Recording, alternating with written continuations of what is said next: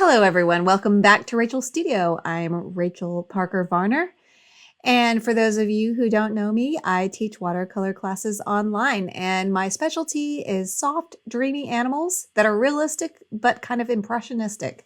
And this is a painting I did of my very own late cat Sadie, and I love how her eyes came out, so I thought it would be fun to do a tutorial on how to paint cat eyes.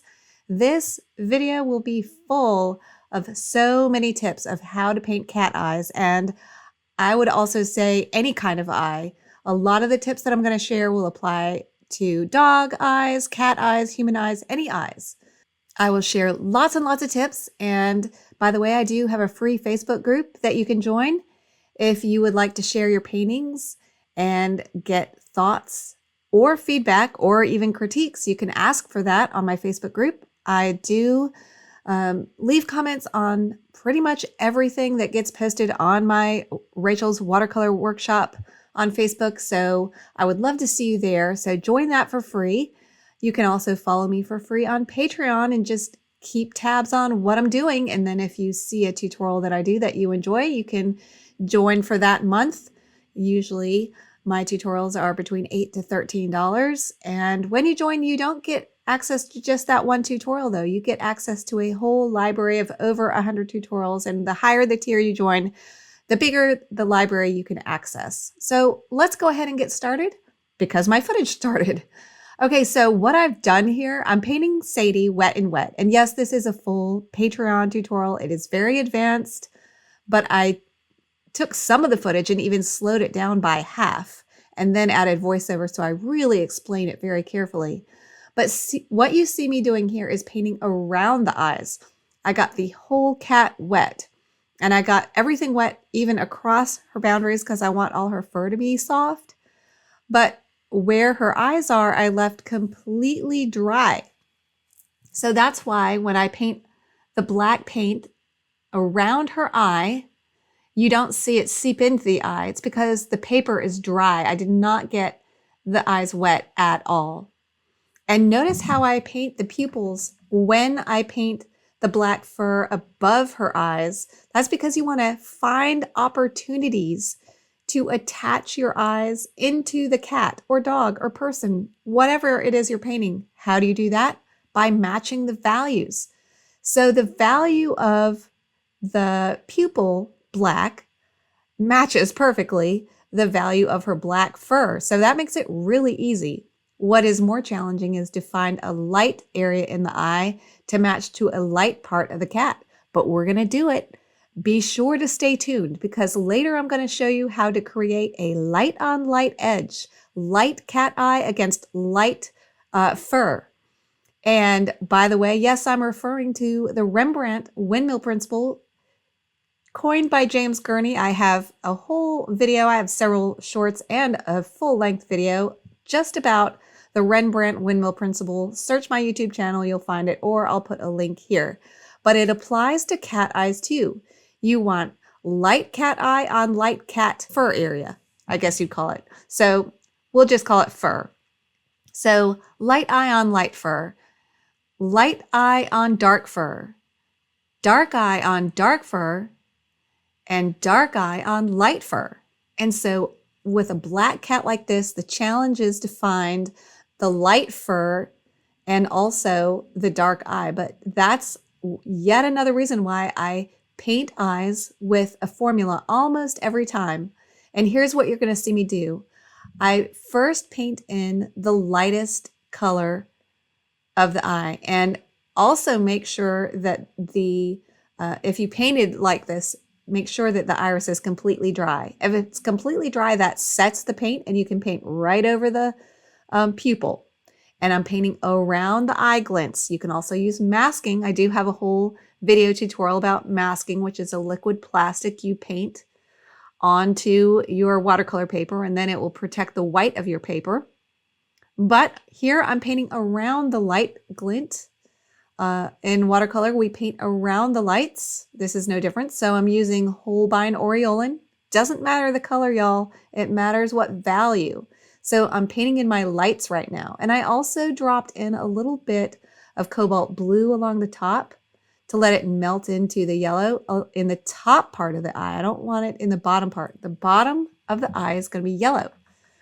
And now you see I'm dropping in some blue along the top third of the eye, and the blue and the yellow mix to make a green.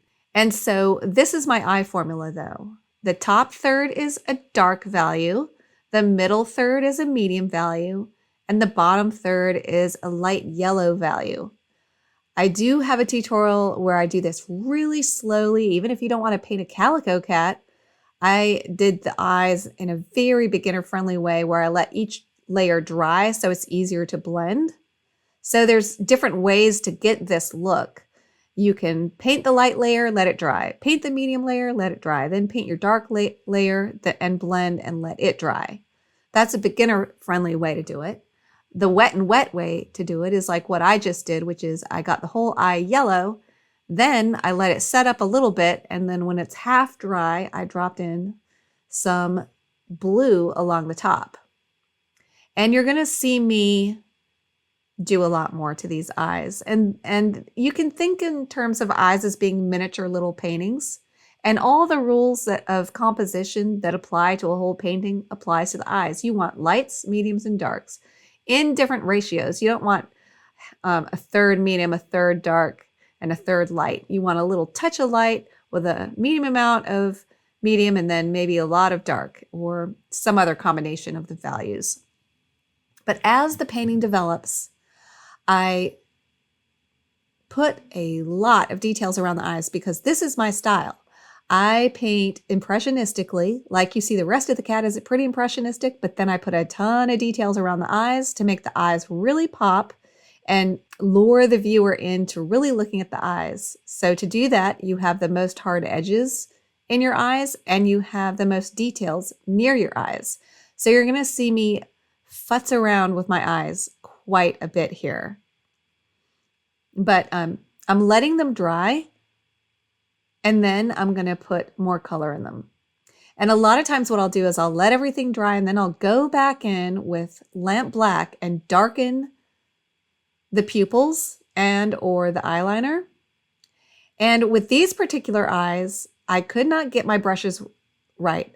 Like as you're working, you're going to use smaller and smaller brushes. This is a size 0 round. You can tell it's an older brush, and I just couldn't get the tiny little detail. Notice how I'm putting in this tiny little eyeliner. I'm trying to get it literally hair thin to put those little tiny details in to trick the viewer's eye into thinking they're seeing more realism than there is. The more little tiny details you put in the eye area, the more realistic it's going to look. All right, so now I'm going to try this 00 round. And notice what I did. I put something down while it was wet. I saw it was too thick. I blotted it right back up. You can do that with watercolor. If it's still wet, you can blot it back up. If it dries, you can still blot most of it up with a damp scrubber. And I demonstrate all these fixing techniques in almost every single full-length Patreon tutorial I do, because I think fixing skills are just as important as painting skills. Because in watercolor, I've heard so many watercolorists say this, it's just a series of fixing mistakes because watercolor has a mind of its own, doesn't it? There's even the watercolor channel, Mind of Watercolor. That's why he named it Mind of Watercolor. Love that channel, by the way, don't you? All right, so I'm getting my double round here, and we're going to try to get these tiny little eyeliner slivers in even better. And I'm looking closely at my reference and letting my reference tell me where these little slivers of black are, and usually there's little slivers of white highlight around the edges of glistening eyeliner edges. When eyeliner edges get hit by light, they glisten, and then they look white in the light, and you can often paint those in too, or paint around them, of course.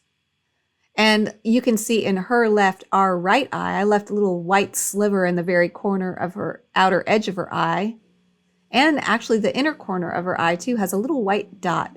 And if you can leave little opportunities like that of pure white paper, where you can then create tiny little slivers of white details, you're winning at life. All right, this is a script brush. I do believe it's my size 2 script brush. I continue to not get the thin little eyeliner detail that I like until I use this brush. Oh, you know what? It's a size 1 script brush. Finally, I get the tiny little line that I want. And you don't want eyeliner to be the same length and width everywhere around the eye, especially on a lighter cat. And again, I go into all this in my in-depth, real-time, start-to-finish tutorials on Patreon, where you see me paint my process, and it's usually not a linear process. I paint in a way that most artists do, which is put something down, see if you like it, adjust. Put something down, see if I like it, adjust. I don't paint in a linear, almost paint by number tutorial style, which some instructors do, but I feel like that is a disservice to you because you're not going to learn that way. See, I blotted up the eyeliner again, didn't like that. If it doesn't look right, if it doesn't feel right, just blot it right back up and keep working on it and don't give up. It's hard to get these little curves and these little lines just right, so you might have to blot up several times with a tissue while the paint is still damp. Nothing wrong with that. And you see how I left these tiny little eyeliners, like there's that super dark eyeliner, paper thin eyeliner that I just painted.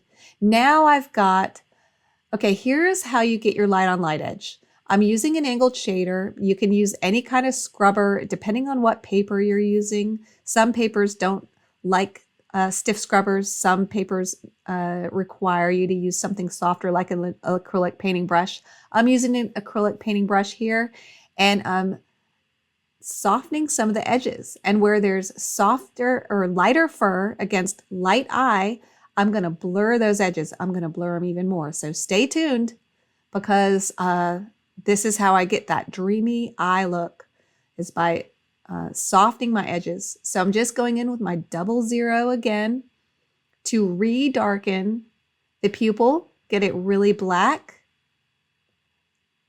And if you can, another trick to painting really beautiful pupils is to not make them all flat black. Make part of the pupil lighter black, a gray, or a dark gray blue and black in places. And that makes them look like they're glistening. And sometimes I'm able to do that, and sometimes I'm not. It just depends on the size of the pupil of the painting I'm doing. It's hard in such a small area to get that kind of control. But what you can do is you can paint the pupil and then blot up part of it. That can make it look really ethereal and glistening and alive. I don't know what it does, but it's just really a beautiful effect. I've noticed that when I am able to do that, I really like how that looks. So this is what I often do on the black parts of the eye components. I will paint something black, let it dry, and then go back in with another layer of black over that to get it super black. Because remember, you want your darkest darks and your lightest lights in the eye. If you want to paint eyes like I do, which are the main star of the show. So if you put your darkest darks and your lightest lights and your smallest details and your most of your hardest edges in the eyes, that is going to tell your viewer that is where to look. And here I'm going to work on getting the top third of the eye a little darker.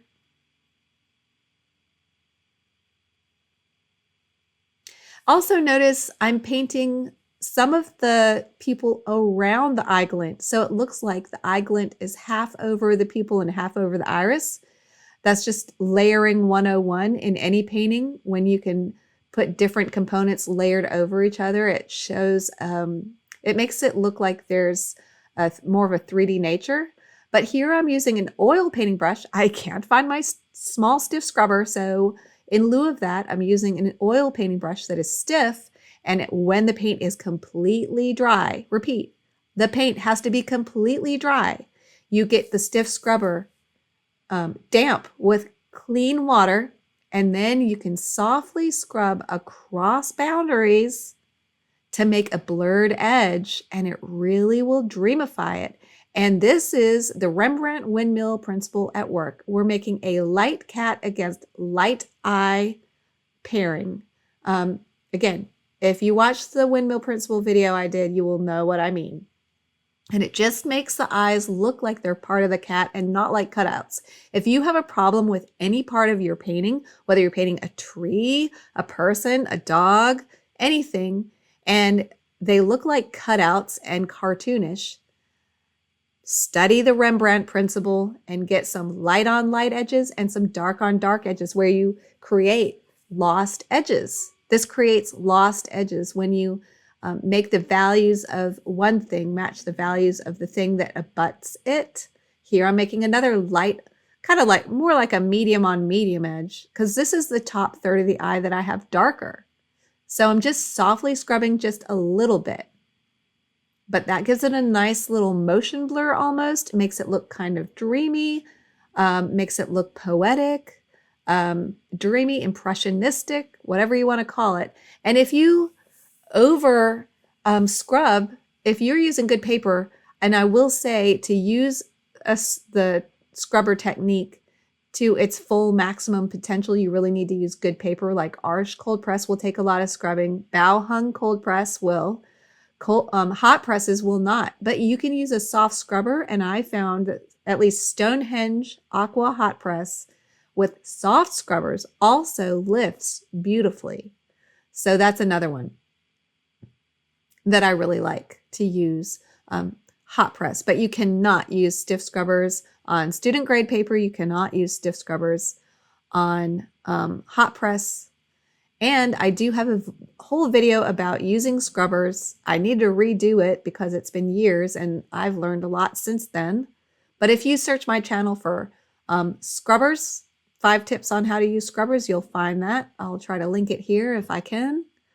This is another product that I recently discovered that I love. Kuretake white ink. You do have to stir it to get it activated every time. And this is a ink that is not water soluble. So once it is down, it's there to stay, but it dries whiter than most things that most watercolorists use. Like gouache is a common thing us watercolorists use.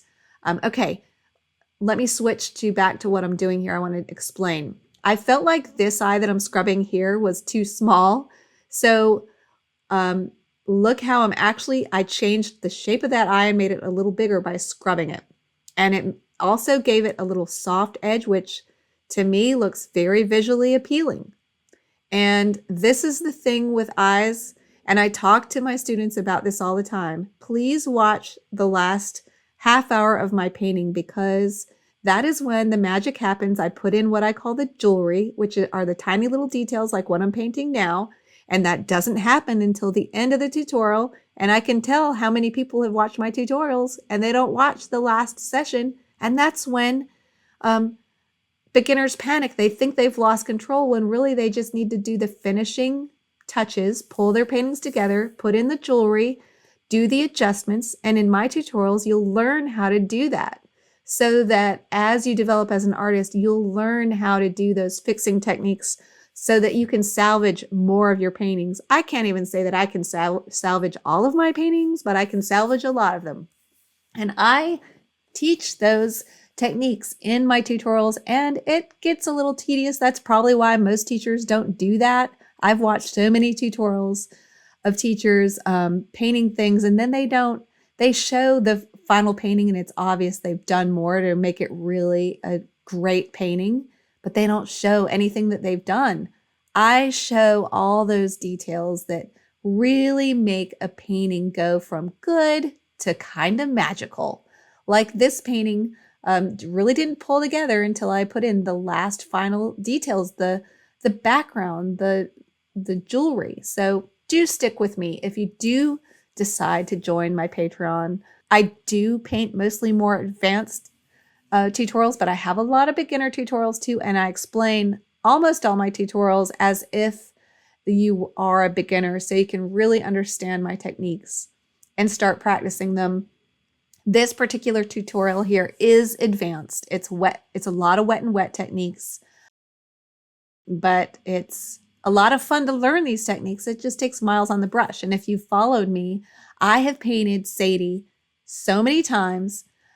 In fact, I do have a video on this channel about how I painted her wet and wet, like 8 times in a row. In 1 month, I painted her 8 times because I was really determined to learn these techniques, and that's what it takes, is miles on the brush. So if you love this look, don't get frustrated. Don't give up on yourself too soon. Just keep trying. Come practice with me. And it just takes miles on the brush to learn to paint with more wet and wet, harder to control techniques. So I hope you will. But if not, at least subscribe to my channel and I will have more free content coming out soon. And on my channel, I like to talk about not just the how, but the why of watercolor. So you move along your painting journey a lot faster. So I hope you will join. Come join my free Facebook group. Come join my Patreon for free and keep tabs on me. And I sure hope that I will see you on my Facebook group and share your art with us. That is such a joy to me to share our journeys together. And until next time, go watercolor your world. Bye, everybody.